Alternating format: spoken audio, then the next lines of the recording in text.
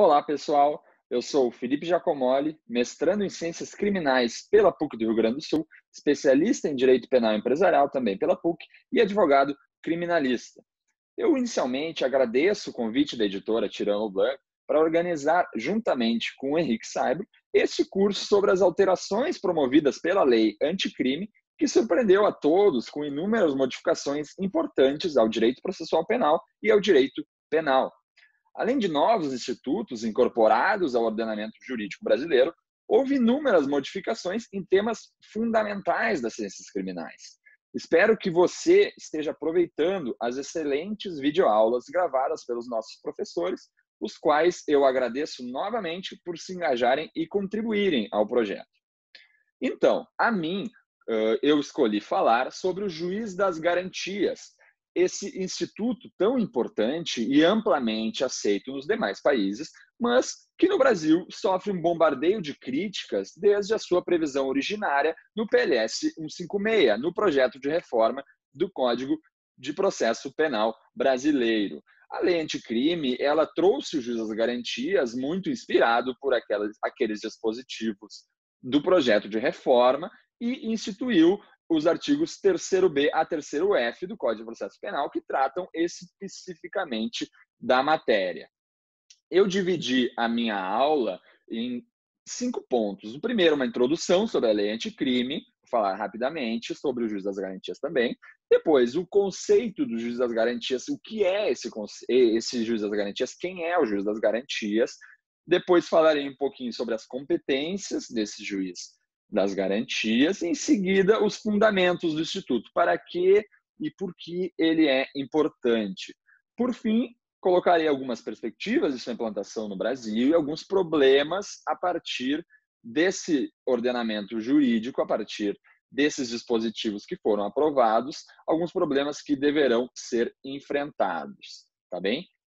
Então, o juiz das garantias é um instituto completamente novo no Brasil, apesar dele já existir em diversos ordenamentos jurídicos no mundo inteiro, como, por exemplo, no Chile, na Argentina, na Itália, em Portugal, entre outros países latino-americanos e europeus. Certamente, esse é o tema mais polêmico do pacote anticrime. Como eu falei antes, ele já era muito contestado desde a tramitação do PLS 156. Ele foi o tema que mais gerou controvérsias e manifestações contrárias pelos atores jurídicos no Brasil, principalmente das associações de magistrados e membros do Ministério Público que ingressaram com ações diretas de inconstitucionalidade, as ADIs que eu deixo no slide para a consulta do senhor. A última liminar da lavra do ministro Luiz Fux suspendeu por prazo indeterminado a implantação do juiz das garantias no Brasil, justamente por entender haver vícios de inconstitucionalidade formal e material na redação daqueles artigos, além também de suspender a eficácia de diversos outros dispositivos incluídos pela lei anticrime. Bom, falando um pouco mais do Instituto, primeiramente é preciso responder a essa pergunta. O que é, então, o juiz das garantias e o que ele faz no processo penal? O juiz das garantias nada mais é do que um magistrado, assim como qualquer outro, mas com uma atuação e uma competência restrita à fase preliminar do processo penal, restrita à fase investigatória do processo. A partir, então, do início do processo penal, a partir do recebimento da denúncia oferecida pelo Ministério Público e formação de um processo penal com acusação e acusado, esse juiz perde a competência para atuar e passa, então, a competência ao juiz do processo, que irá instruir o processo em juízo, colher a prova sobre o contraditório e, posteriormente, ao final, julgar, sentenciar o processo. Portanto, esse juiz das garantias é aquele que defere as medidas cautelares ou as indefere, defere e indefere a produção de provas, decide sobre pedidos no âmbito da investigação preliminar e, então, é um outro juiz, diferente deste primeiro, quem irá analisar o processo sob o enfoque da argumentação jurídica sobre aquelas provas produzidas em contraditório pelo Ministério Público e pelo réu para, posteriormente, sentenciar o processo. Então, retomando, pode-se dizer que o juiz das garantias consiste, então, no órgão jurisdicional que tem a missão de acompanhar a investigação preliminar, sendo responsável pelo controle da legalidade da investigação criminal e pela salvaguarda dos direitos fundamentais do investigado, conforme dispõe o próprio artigo 3º-B caput do Código de Processo Penal. Ele deixa, então, ao magistrado responsável pelo julgamento do processo totalmente alheio a essas competências relacionadas à fase preliminar e, portanto, totalmente alheio a esses elementos de informação colhidos pelo juiz das garantias. As diversas alíneas do artigo 3º-B do Código de Processo Penal trazem algumas competências do juiz das garantias que não estão limitadas a essas previstas em lei, pois se trata de um rol exemplificativo de funções, já que compete ao juiz das garantias zelar pelo controle da legalidade na investigação e decidir todos aqueles pedidos que possuam reserva de jurisdição, que demandem autorização prévia do Poder Judiciário, como, por exemplo, o requerimento de prisão provisória, outra medida cautelar, o trancamento do inquérito policial sem fundamento razoável, decidir sobre interceptação telefônica, afastamento de sigilos, busca e apreensão, etc., eventualmente determinar a instauração de um incidente de insanidade mental e decidir sobre o recebimento da denúncia, entre outros pontos. Aqui nós podemos destacar 4 grandes eixos de competência do juiz das garantias: decidir sobre cautelares pessoais,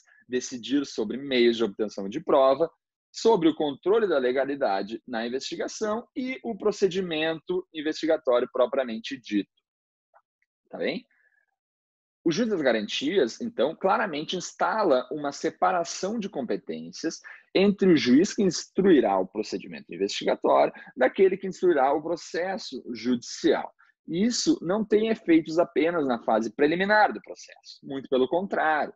O principal fundamento de existência do juiz das garantias, desse magistrado que ficará competente exclusivamente para decidir na parte investigatória, é justamente evitar que aquele juiz que julgará o processo penal possa perder a sua imparcialidade objetiva e subjetiva por estar contaminado ou por ter formado preconcepções sobre o caso a partir de elementos unilateralmente produzidos durante a investigação. Ou seja, o juiz das garantias surge justamente como mecanismo para maximizar o direito do acusado ser julgado por um juiz imparcial, visando, então, uma melhora das decisões do ponto de vista de uma possível quebra da imparcialidade. Aqui é importante reiterar a questão da possibilidade e não da certeza sobre o abalo à imparcialidade do julgador, pois alguns magistrados contrários ao Instituto se sentiram menosprezados, dizendo que, então todas as minhas decisões passadas foram parciais. Mas não é disso que se trata. É um mecanismo, o juiz das garantias, ele precisa ser entendido como um mecanismo que busca maximizar esse direito, maximizar o princípio da imparcialidade. Ele busca blindar ao máximo o juiz que julgará o processo, para garantir justamente a efetivação da imparcialidade dele. A imparcialidade é o princípio supremo do processo penal e ela deve ser respeitada e garantida a qualquer custo. Portanto, a função do Instituto nada mais é do que a criação de filtros e critérios para a retirada desse julgador, de um julgador, assim que verificada a possibilidade de um julgamento ser parcial. Isso justifica porque durante a investigação preliminar, durante o inquérito policial, o juiz não possui um papel meramente formal, mas ele é demandado a analisar a validade e o cabimento de diversos pedidos, aqueles que entram na competência do juiz de garantias, durante essa fase, como, por exemplo, eu já falei, o pedido de prisão preventiva, quebras de sigilo, interceptações telefônicas, entre outros, que demandam a análise detida sobre os elementos informativos que embasam esses pedidos, os elementos de informação colhidos que justificam a propositura dessas medidas pela polícia ou pelo Ministério Público. Por exemplo, em um pedido de prisão preventiva por parte dos órgãos de persecução, o juiz deve analisar se estão presentes os requisitos dessa prisão, se há indícios suficientes de autoria, se há prova da materialidade, além de, é claro, o periculum libertatis. Mas como que ele vai analisar esses elementos? Ele analisa, então, a partir daqueles que compõem a investigação. Ele analisa os indícios suficientes de autoria, prova da materialidade, a partir daqueles elementos colhidos pelos órgãos de persecução penal, que compõem a investigação e, na maior parte das vezes, foi produzido de forma unilateral pela polícia, sem o efetivo contraditório sem que a defesa pudesse se manifestar ou contraditar aqueles elementos. No mesmo sentido, na lei de interceptações telefônicas, é exigido, além de indícios razoáveis de autoria ou participação, que não haja possibilidade da produção daquela prova por outros meios. Aquela prova ela tem que ser exclusivamente obtida através da interceptação telefônica para o juiz decretar a interceptação telefônica, autorizar a decretação da interceptação telefônica. Mas e como o juiz irá analisar, então, essas questões na investigação? Ele analisa elas a partir de um exame detido sobre aquelas informações constantes do inquérito policial e angariadas e trazidas ao inquérito pelos órgãos de persecução. Então, a partir disso, há grandes chances, há uma enorme probabilidade de o juiz, nessa fase preliminar, ao analisar esses requerimentos, se contamine, se filie com a versão acusatória, já que é apenas esse lado da moeda, vamos dizer assim, que ele tem contato nessa fase. Há uma grande proximidade desse juiz com esses elementos indiciários colhidos unilateralmente, que podem resultar, então, na formação de pré-concepções sobre o próprio fato e sobre a culpabilidade daquele sujeito. É justamente por isso, por conta dessa possível contaminação subjetiva e da possibilidade de o juiz formar uma convicção prévia sobre os fatos, que se devem criar regras para diminuir o risco da quebra da imparcialidade, que se deva afastar esse juiz que atuou no âmbito da investigação da posterior atividade de julgamento do processo. A originalidade da cognição ela tem que se dar no processo. O juiz tem que conhecer o fato, conhecer os elementos de prova e a prova dos fatos, analisar, tomar a sua convicção, formar a sua convicção com base na prova durante o processo, na prova produzida em contraditório judicial. Isso para garantir que o juiz seja o mais alheio, o mais equidistante possível das partes. Bom, a importância do Instituto é inegável e a sua existência e implantação no Brasil é imprescindível para um processo penal democrático e de respeito aos direitos e garantias fundamentais do indivíduo, principalmente o direito a ser julgado por um juiz imparcial. Mas da mesma forma que isso é uma certeza, também nós temos a certeza de que a lei anticrime não abordou a matéria com a extensão que ela merecia. E é possível observar, de pronto, algumas falhas nos dispositivos sancionados, que inclusive motivaram a suspensão de sua eficácia pela liminar do Supremo Tribunal Federal. Eu não vou tratar de todos os pontos problemáticos, mas vou destacar alguns que merecem um pouco mais de atenção e desenvolvimento por parte da doutrina e da jurisprudência.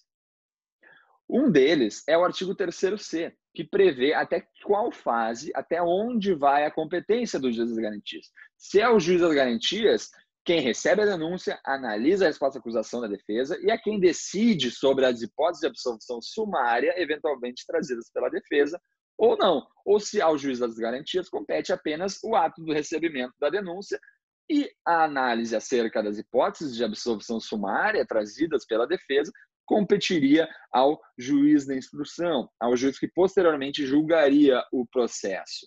Essa é uma dúvida que surge, é um posicionamento que está dividido na doutrina a partir desse dispositivo legal, mas o dispositivo é claro ao afirmar que a competência do juiz das garantias ela cessa com o ato do artigo 399 do CVP, ou seja, que o juiz do processo passará a ter competência tão somente para os atos que vierem após o 399, para os autos instrutórios, quando já designada a audiência. Veja-se a redação do artigo 399, que fala em que o juiz designará dia e hora para a audiência. Então, a partir dessa designação, a partir na forma do artigo 399, então que o juiz do processo passa a ter a competência e cessa, então, a competência do juiz das garantias, que ficaria, então, responsável pelo exame das teses eventualmente trazidas sobre absolvição sumária do acusado. Essa me parece a posição acertada de interpretar o dispositivo, pois para análise da resposta à acusação, para análise sobre as hipóteses de absolvição sumária previstas no artigo 397, o juiz se baseia nos elementos produzidos durante a investigação. Ele analisa a peça de resposta do réu a partir, então, daqueles elementos produzidos durante a investigação. Então, para que a regra de que o juiz que julga o processo não tenha nenhum contato com os elementos da investigação, que inclusive devem ficar cautelados em cartório e não integram esse processo, conforme dispõe o artigo 3º-C, parágrafo 3º do Código de Processo Penal, o juiz das garantias, então, ele deve ter a competência para decidir sobre a absolvição sumária e só então, designada a audiência de instrução, afastadas as hipóteses de absolvição sumária, que a sua competência cessa e passa, então, para o juiz que julgará o processo. Como eu falei, há quem defenda, ao contrário disso, que quando a lei se referiu ao artigo 399, ela queria se referir ao mero recebimento da denúncia previsto no artigo 396. E a competência, então, para análise da absolvição sumária ficaria para o juiz da instrução. Novamente, eu não concordo e parte da doutrina já não concorda com essa disposição, muito com base na função do juiz das garantias e no seu alinhamento completo à investigação, àqueles elementos obtidos durante a investigação preliminar. Outra questão que se revela importante é a possibilidade de prorrogação do prazo da investigação de réu preso, previsto no artigo parágrafo 2º, artigo 3º-B do CPP, por representação da autoridade, claro, já que o juiz não pode mais agir de ofício. Mas como ficam os prazos previstos nas leis especiais? Por exemplo, na lei de drogas, que prevê um prazo maior para a conclusão do inquérito e uma prorrogação por esse mesmo período, que é um período superior aos 15 dias propostos pelo Código de Processo Penal. Será mantido o prazo para a conclusão do inquérito e a prorrogação do prazo do inquérito previsto na lei de drogas, por exemplo, por ser uma norma especial? Ou o prazo instituído pelo parágrafo 2º do artigo 3º-B do CPP seria um prazo aplicável a todos os procedimentos, inclusive os procedimentos especiais.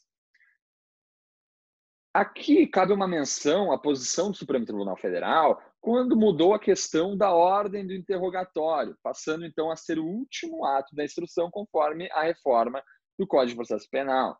Na época, o STF decidiu, no HC número 127.900 do Amazonas, e definiu com eficácia erga omnes que deveria prevalecer a disposição do CPP, pois ela era posterior, mais benéfica e de acordo com o sistema constitucional acusatório e dos princípios do contraditório e da ampla defesa.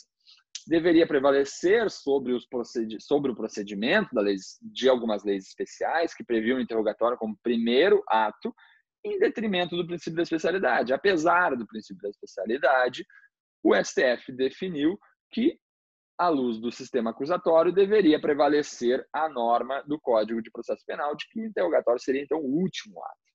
Por coerência, o STF deveria dizer, caso essa discussão chegue ao Supremo, e eu acredito que chegará, que esse dispositivo, o parágrafo 2º do artigo 3º-B do Código de Processo Penal, revogou tacitamente os demais prazos de duração do inquérito previstos nas leis especiais. E, por fim, eu trago uma parte que a lei foi omissa, algo que não foi disposto pela legislação, que é o julgamento em segunda instância, a aplicabilidade dos juízes das garantias ao julgamento em segunda instância. A prevenção originada por um habeas corpus, por exemplo, que discute a legalidade de uma medida tomada por um juiz durante a investigação, será um critério positivo ou negativo de competência para o posterior julgamento de um recurso sobre o mérito da ação penal, por exemplo. Pode o relator daquele habeas corpus, que decidiu sobre o cabimento de uma prisão preventiva, sobre a legalidade de uma prisão preventiva a partir de uma investigação criminal, onde ainda não havia o processo, pode esse relator ser o mesmo relator de uma futura apelação criminal sobre uma sentença de mérito do processo? Eu acredito que o Instituto dos Juízes de Garantias ele deveria se estender também aos julgamentos colegiados em instâncias superiores. Aqueles desembargadores ou ministros que tomaram contato com os elementos de informação da investigação, por alguma razão, um habeas corpus ou alguma outra medida ajuizada durante aquela fase, eles não poderiam participar de um julgamento de recursos que versem sobre o mérito do processo posteriormente. Mas também há posições dizendo o contrário, dizendo que o fato de ser um julgamento colegiado seria um julgamento plural e com menos risco de abalo à imparcialidade. Mas eu acredito que, havendo a possibilidade da quebra da imparcialidade, não deveria persistir esse risco, não deveria persistir o mesmo julgador que atuou na fase do inquérito, independentemente da instância da sua decisão.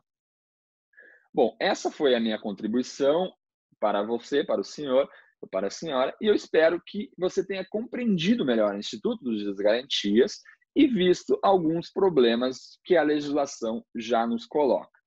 Qualquer dúvida, comentário ou questionamento, eu deixo aqui o meu e-mail para contato, felipe@giacomoli.com. Fique bem à vontade para me mandar uma mensagem e tenha um bom estudo e muito obrigado pela atenção.